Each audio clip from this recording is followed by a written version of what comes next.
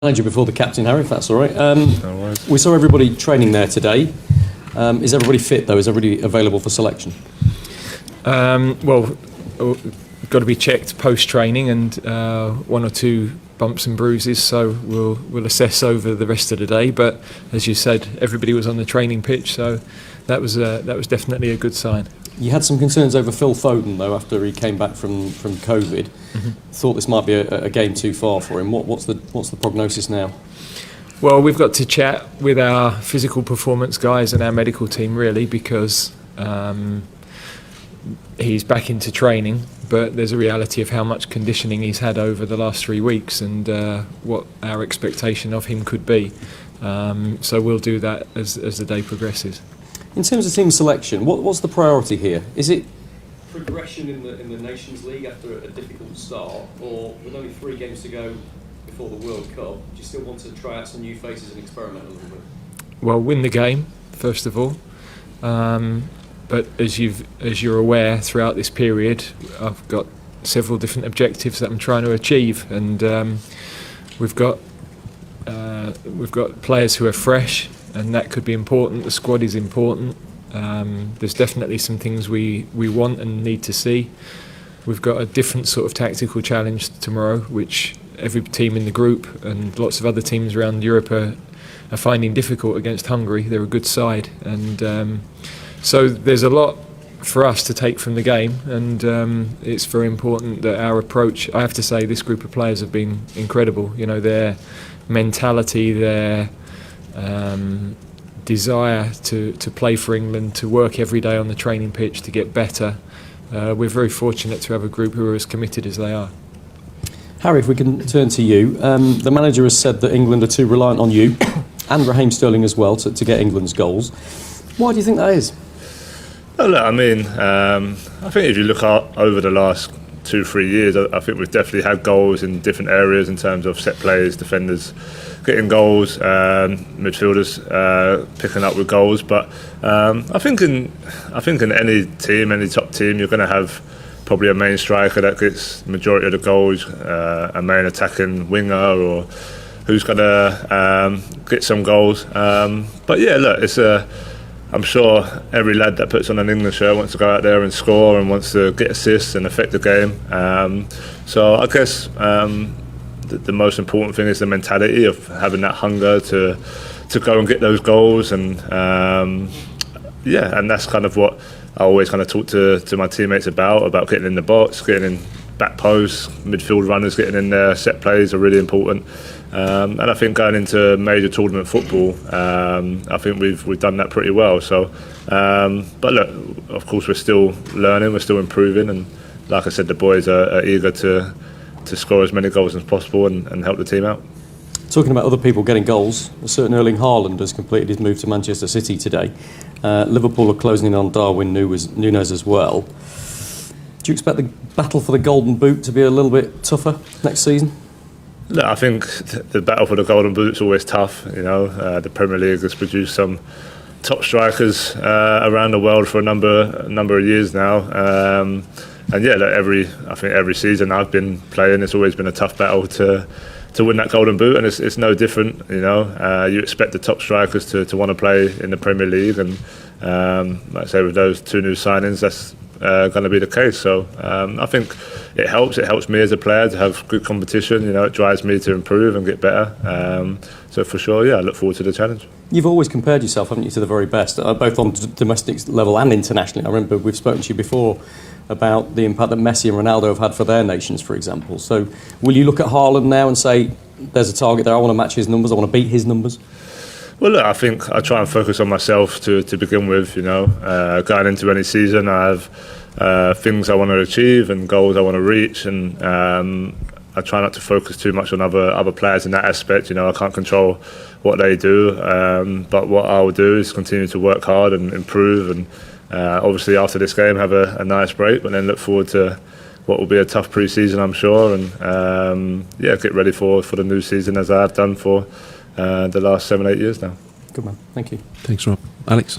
Hi Gareth. You mentioned there's a few objectives you're trying to reach during this period. So does it have added pressure because it's the first game with fans in during this period. There hasn't been a win, and you're trying to change the team about as well to have a look at different things. No, it's exciting. To have fans back is fantastic. We're really looking forward to that. I think that will give the team a lift of energy, which at this stage is helpful. I know how much people at Wolverhampton are looking forward to the game and hosting us. And I know the atmosphere that's been created when I've been to matches here when their team play. So we'll enjoy that. The players will enjoy that, and we're looking forward to the game. And off the pitch, there have been reports that there could be a documentary in the works following the players' wives and girlfriends ahead of the World Cup in Qatar. Do you think that would be a distraction, and is it something you'd welcome?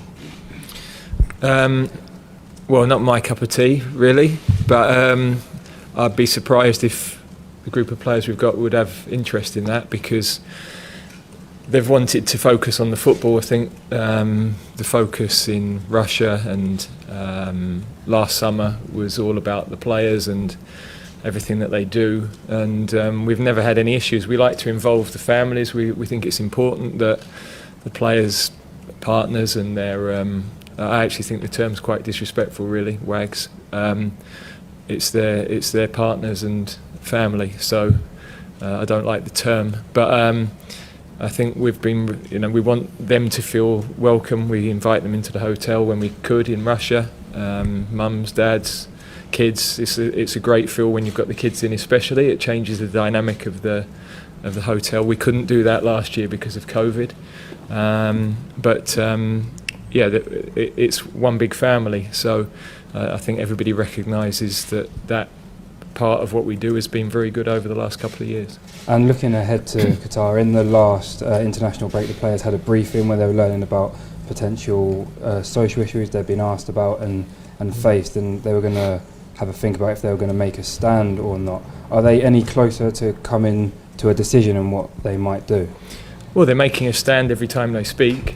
And I was in Qatar for the draw. I met with some of the workers and had a long discussion. I'm back out there in a few weeks as well. So the FA are doing things. I know Harry's had conversations with some of the other captains as well, because we think that some collective standpoints would be important. I think to have that consistency. I don't think countries are wanting to outdo each other or pick each other off. I think they're trying to do something that would try to make a difference if possible. So there's a lot going on behind the scenes. And Conor Gallagher is the only player who's been available the whole time, who hasn't had any minutes on the pitch yet. Is there a reason for that, and will he have a chance to show what he can do tomorrow? He'll have a chance. No, there's no. The reason is just the teams that we've picked, the formations we've picked, hasn't necessarily fitted up to this point. But also, you have to earn your England caps, and although we're trying to look at things, everybody has to be patient. We think it's really important we have a squad that have a great collective mentality, and that's going to be huge as we move forward to the World Cup. But when we go to a World Cup, we won't be just handing minutes out to people. So there's always this balance of needing to find out about people, seeing how they are when they're not in the team. And this group are excellent at that. They support each other. They create an environment where the team is first, and that gives you a great chance of success. Thank you. And for Harry, a lot's made about the goal scoring, your record, and how much further ahead you are than the rest of the players in the team. Do you enjoy that pressure? Is that something you like having on your shoulders, that at the moment, if England are going to do anything, it's going to be on you to score the goals?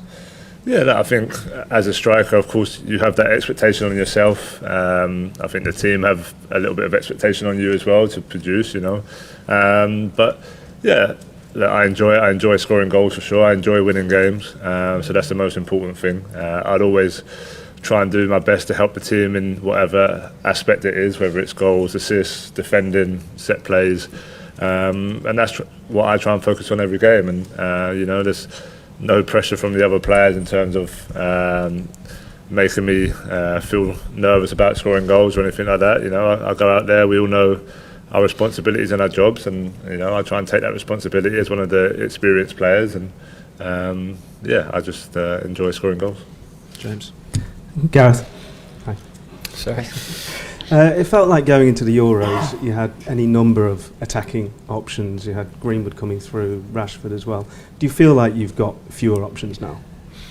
No, I think there's perception of what we had and have, and there's the reality of what Harry and Raheem have delivered compared to everybody else. So there's of course good players, but you look at all the other squads around Europe, there's good players, and our focus is always on England, understandably, because we live here and the profile of our league.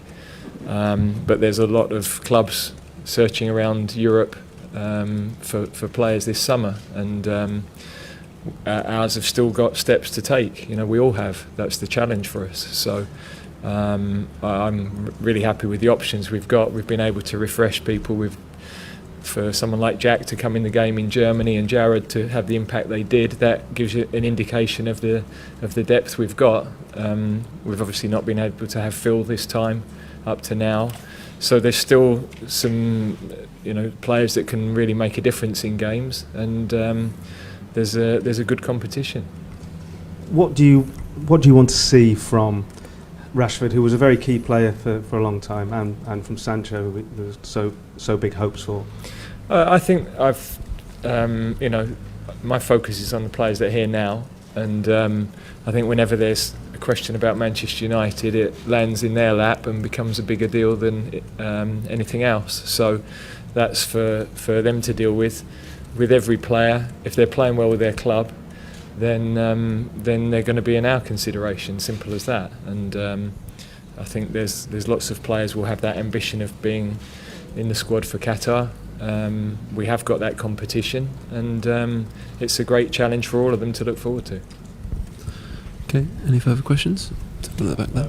Just pet them like that. Just reflecting on kind of the importance of taking this team on the road, because I think there's a lot of kind of people going to the game tomorrow who perhaps wouldn't consider going to a game at Wembley. I suppose it's good to kind of get out to a new audience. Yeah, we represent England, not with respect, not Brent, Wembley, London.